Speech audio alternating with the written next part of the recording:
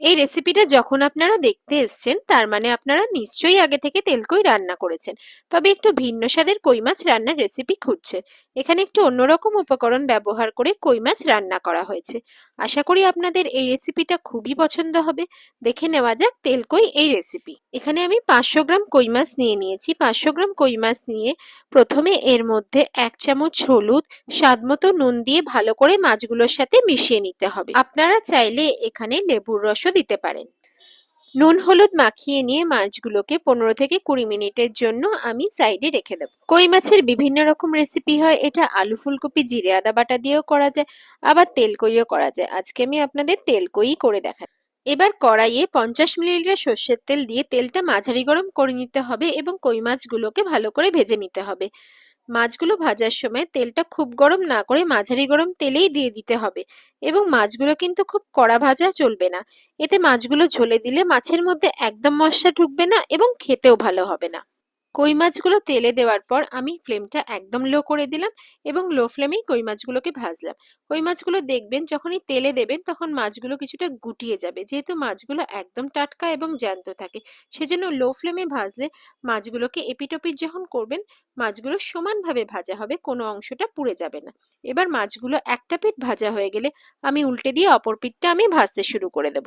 আমাদের কই মাছগুলো যখন দুটো পিঠই লাল লাল করে ভাজা হয়ে যাবে তখন হাতা দিয়ে একটা প্লেটে মাছগুলো আমি সব তুলে নেব। মাছগুলো ভাজা হয়ে গেলে তুলে নিয়ে ওর মধ্যে দিয়ে দেব 1 চামচ কালো জিরে এবং দুটো পেঁয়াজ বাটা দিয়ে ফ্লেমটা একদম কম করে পেঁয়াজ বাটা এবং কালো জিরেটা ভালো করে ভেজে নেব ততক্ষণ যতক্ষণ না মশলা থেকে কাঁচা গন্ধটা দূর হয়ে যাচ্ছে।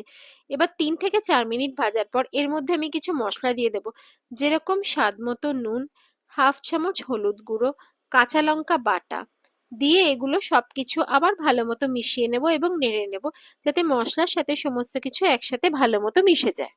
5 থেকে 7 মিনিট পর এটা বারবার নাড়তে হবে, যাতে নিচটা পুড়ে বা ধরে না যায়।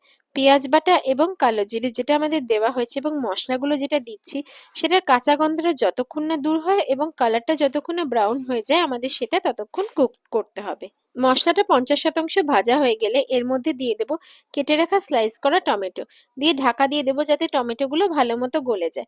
দেখছেন কালারটা ব্রাউন হয়ে গেছে এবং টমেটোগুলোও গলে গেছে, তার মানে আমাদের মশলাটা ভাজা হয়ে গেছে। ঠিক এই স্টেজে মশলা যাতে পুড়ে না যায় সেজন্য আমরা 1 কাপ জল দিয়ে দেবো এবং দিয়ে দেবো রঙের জন্য 1 চামচ কাশ্মীরি লঙ্কার গুঁড়ো। ঝোলটা ফুটতে আরম্ভ করলেই এর মধ্যে একে একে আমি ভেজে রাখা কই মাছগুলো দিয়ে দেবো এবং আঁচটা লো টু মিডিয়াম ফ্লেম করে কই মাছগুলোকে কুকড হতে দেবো। 5 থেকে 10 মিনিটের জন্য ঢাকনাটা ঢাকা দিয়ে দেবো, যাতে কই মাছগুলো ভালো মতো কুকড হয় এবং ঝোলের স্বাদটা অনেকটা বেড়ে যায়। 5 থেকে 10 মিনিট পর আমি ঢাকনাটা খুলে নেব, একবার চেক করে নেব যে কতটা আমাদের কই মাছটা কুকড হয়েছে। আমাদের 80% প্রায় কই মাছ কুকড হয়ে গেছে। ঠিক এই স্টেজে আমি দেব একটা সিক্রেট মশলা, সেটা হচ্ছে সর্ষে বাটা, আদা আর কাঁচা লঙ্কা বাটা। এই তিনটে একসাথে আমি বেটেছি, এই তিনটে দিয়ে দিলাম এবং এর সাথে দিলাম হাফ কাপ জল, যাতে মাছের মধ্যে মশলাগুলো ভালো মতো ঢুকে যায় এবং ঝোলের স্বাদটা আরো বেড়ে যায়।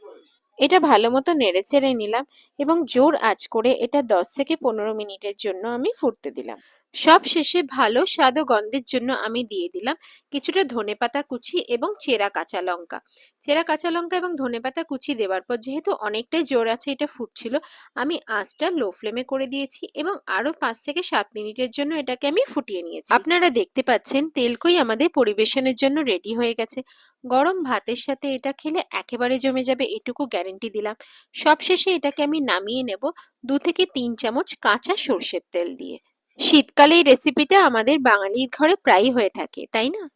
কাঁচা সর্ষের তেল দিয়ে দেওয়ার পর আমি মিনিট 5 থেকে 7 জন্য এটাকে কম আঁচে ফুটিয়ে নিচ্ছি।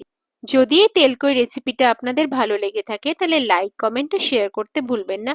আর অবশ্যই আমার চ্যানেলটা সাবস্ক্রাইব করে নেবেন। আর একবার ট্রাই করার অনুরোধ রইল আপনাদের সবার কাছে।